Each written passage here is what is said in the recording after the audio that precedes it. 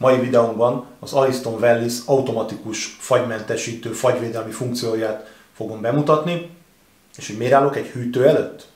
Ez kiderül a videóból.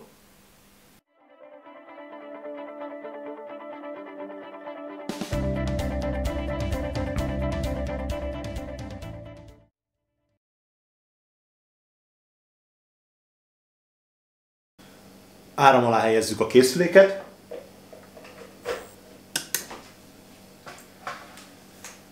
A készülék bekapcsol. Látjuk, hogy a meleg oldali fűtőszálra áramot adott. A másik lámpánk a hideg oldali fűtőszálat jelzi. Oda is áramot adott. Ez volt a teszt része, és kikapcsolt a készülék. Tehát a két NTC a hűtőben 4 és 5,6 fok közötti hőmérséklet van.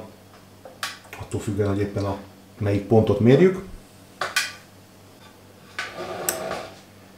És a készülékünk a kikapcsolt állapot ellenére bekapcsolta a hideg oldali fűtőszálat, hiszen a fagymentesítése a készüléknek olyan, hogyha kikapcsolt készülék vízzel feltöltve, de áram alatt marad, tehát a konnektorba be van dugva, akkor a fagyvédelme automatikusan bekapcsol, és amelyik tartályban hidegebbet észlel, ott tulajdonképpen fűti az adott tartályt.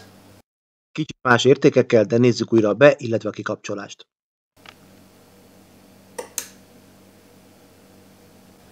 A használati útmutató szerint a készülék kikapcsolt állapotában áram alá helyezve működik a fagyvédelem, ami 5 fok környékén bekapcsolja a fűtőszálakat. Hát most itt, hogy mennyire precíziós a mérésünk, azt nem tudjuk, de végül is azért valamennyire látszik, hogy nagyságrendileg 7,5-8 fok környékén kapcsolt be ebben az esetben. Először az egyik fűtőszálat, aztán a másik fűtőszálat is bekapcsolta. Nyilván itt a kikapcsolások azok nem fognak úgy működni, mint egy rendes boilernél, mert ahogy elmondtam, a hőmérsékletérzékelők egy hűtőszekrényben vannak behelyezve, így ott az nem fog felfűteni, mert a fűtőszálak helyén vannak ezek a visszajelző lámpák elhelyezve. A lényeg az, hogyha a készüléket feltöltve szeretnénk hagyni, nem engedjük le a vizet téli esítés kapcsán, akkor hagyjuk áram alatt, és így akkor meg tudja oldani a fagyvédelmet. Nyilván ez a csövekre nem vonatkozik, tehát azt ne felejtsük el, hogyha a helyiségben egyébként máshol hideg van, akkor a boiler ugyan nem fagy szét, de a csőrendszerre ez nem biztos, hogy igaz. Kivettem a hőmérsékletérzékelőket a hűtőnkből, folyamatosan emelkedik a hőmérséklet.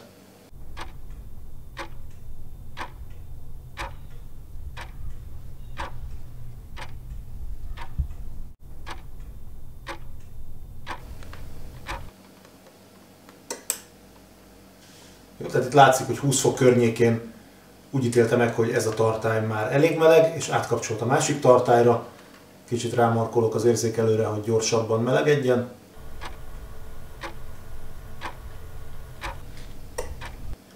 És itt is nagyjából ezen a 22 fok környéki hőmérsékleten kapcsol ki. Azt ugye látjuk, hogy közben a készülékünk ki van kapcsolva. Hát a kijelzőnk az működne, hogyha bekapcsolnánk. És ha bekapcsolom a készüléket, akkor jelzi, hogy fűt, illetve a lámpával is visszajelzi, de ugye itt a cél az volt, hogy kikapcsolt állapotban hogyan működik. Levonhatjuk a végkövetkeztetést, hogy a használati útmutatóban állítottak, azok a valóságnak megfelelnek, a készülék kikapcsolt állapotban, de áram alá helyezve, vízzel feltöltve, működő fagyvédelemmel van ellátva. 5 fok, 8 fok környékén bekapcsol, 15-20 fok környékén kikapcsol, hibátlanul működik. Ez ennyi.